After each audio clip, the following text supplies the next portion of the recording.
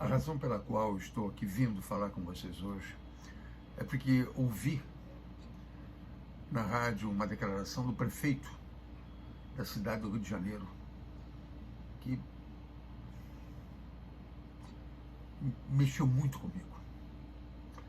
Mexeu muito comigo porque fiz minha vida acadêmica depois de me formar aqui na Nacional de Medicina, na Praia Vermelha, hoje chamado UFRJ. Fui para a Alemanha e lá fiz meus estudos acadêmicos.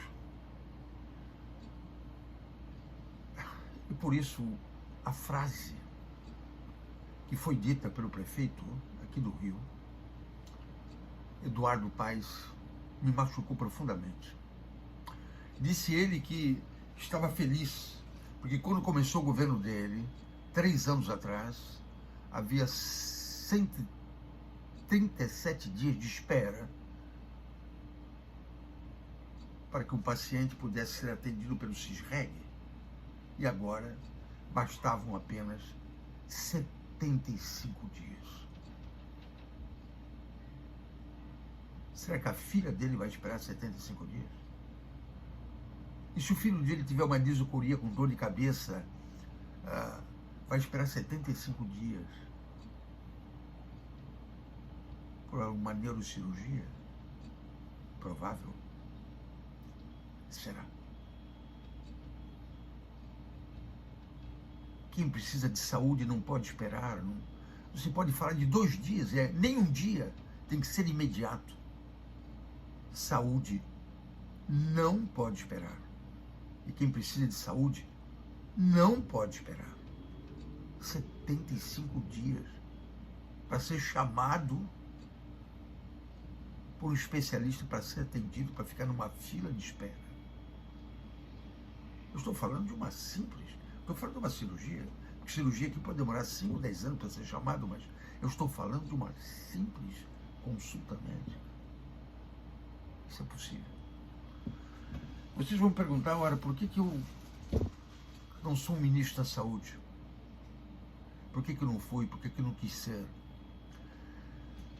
Quando o presidente Bolsonaro, em vídeo, ligou para aqui para casa, no dia 18 de julho de 2020, um sábado, pela manhã, me perguntou se eu gostaria de ir para Brasília, e eu respondi, não. Não é porque eu não prezava o presidente, pelo contrário. Presidente Bolsonaro, jamais teremos outro. Somente teremos outro se ele for reeleito. Incomparável, democraticamente falando, o sentido que ele dá à saúde, à vida, pela posição em relação ao Covid, que ele infelizmente não pôde implantar no país, sempre será o nosso presidente. Agora, por que eu não fui para Brasília? Eu não fui para Brasília por um motivo muito simples. O ministro Gilmar Mendes já tinha decidido que todos os gastos seriam feitos pelo município, pelos estados, e que o governo federal serviria apenas para bancar esses gastos. Seria uma espécie de rainha da Inglaterra, estaria só para assinar. E eu sabia que hospitais de campanha estavam sendo montados, e muitos dos quais desmontados, sem atender um paciente sequer, custando preço de ouro.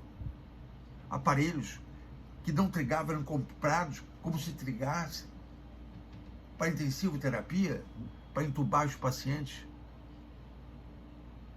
Isso passando pelos olhos do nosso ministro da época, ministro Pazuello. Ele não entende o que é que trigar, o que é que não triga, o que é da intensiva terapia, o que não é. Mas para mim, eu não poderia ver uma coisa dessa e não poder fazer nada, porque o Supremo Tribunal Federal havia decidido que eu não poderia interferir.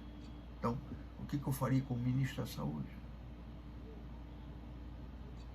Os jornais na época diziam que Bolsonaro era genocida, que chamavam o nosso exército de genocida.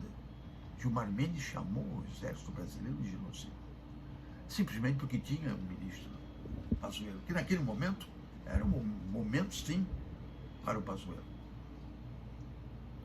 Era alguém que tinha que entender do que ele entendia, como general que era. Não precisava ser médico. Por essa razão, eu perdi aquele momento. Mas não custa nada. Quem sabe estamos bem próximo do retorno do nosso presidente Bolsonaro. E dessa vez, eu não irei perder a oportunidade. Porque saúde não pode esperar. É isso aí. Boa noite para todos vocês. Um forte abraço.